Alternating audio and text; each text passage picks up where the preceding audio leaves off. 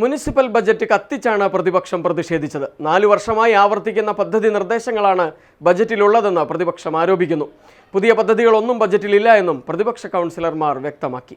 തൊടുപുഴ നഗരസഭയിൽ vice chairperson ജെസിയാനെ അവതരിപ്പിച്ച ബജറ്റിന്റെ പകർപ്പ് UDF അംഗങ്ങൾ കത്തിച്ചു. തൊടുപുഴ നഗരസഭ കണ്ട ഏറ്റവും ശുഷ്കിച്ച ബജറ്റാണെന്ന് നേതാക്കൾ കുറ്റപ്പെടുത്തി. ഈ ഭരണസമിതി അധികാരത്തിൽ വന്നതിന് ശേഷം അവതരിപ്പിച്ച 4 ബജറ്റുകളിലുള്ള നിർദ്ദേശങ്ങൾ എല്ലാം തന്നെ ഇപ്പോഴും വാഗ്ദാനങ്ങളായി നിലകൊള്ളുകയാണെന്നും അവർ പറഞ്ഞു. ഇത് തനി ആഭാസമാണ്. ഇത് ജനങ്ങളെ കബളിപ്പിക്കുന്നതിനുള്ള ഒരു സംഗതി മാത്രമാണ്. ഈ ബഡ്ജറ്റിൽ തൊടുപുഴയിലെ നഗരത്തിലെ ജനങ്ങൾക്ക് യാതൊരു വിശ്വാസവുമില്ല. അതുകൊണ്ട് ഞങ്ങൾ UDF കൗൺസിലർമാർ ഈ ബഡ്ജറ്റ് ഇവിടെ വെച്ച് കത്തിച്ച് പ്രതിഷേധിക്കുക.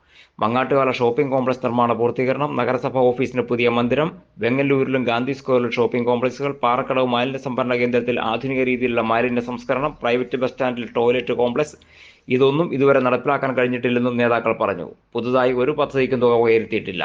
നിലവിൽ പൂർത്തീകരിക്കാനുള്ള പദ്ധതികളെയും ഒഴിവാക്കിയതായി അവർ കുറ്റപ്പെടുത്തി. UDF നേതാക്കളായ K Deepak, advocate Joseph John, MA Kareem, Safiya Jabbar, Sheeja Shahul Hameed, Sanu Krishnan, Neenu Prashanth, Sabira Jaleel, Shahana Jafar, Rizia Kasim, Nisa Sakheer, Raji Ajesh എന്നിവർ പ്രതിഷേധത്തിൽ പങ്കെടുത്തു. എന്റെ കാഴ്ചയ്ക്ക് ചില ബുദ്ധിമുട്ടുകൾ അനുഭവപ്പെടാൻ തുടങ്ങിയത് ഈയിടെയാ. ആദ്യം ടെൻഷനായി. മകളാ പറഞ്ഞത് അഹല്യയിൽ പോകാൻ. അഹല്യയ്ക്ക് 30 വർഷത്തെ പാരമ്പര്യവും വിശ്വസ്തതയുമുണ്ട്. അഹല്യയിലെ വിദഗ്ധരായ ഡോക്ടർമാരുടെ ചികിത്സ കൊണ്ട് എനിക്ക് എന്റെ കാഴ്ചശക്തി പൂർണ്ണമായും തിരിച്ചു കിട്ടി. ഇപ്പൊ എനിക്ക് ഈസിയായി വായിക്കാം. നേത്ര സംരക്ഷണത്തിന് നമ്മുടെ Ahalya. Ahalya foundation eye hospital, കേരളത്തിൽ എല്ലായിടത്തും.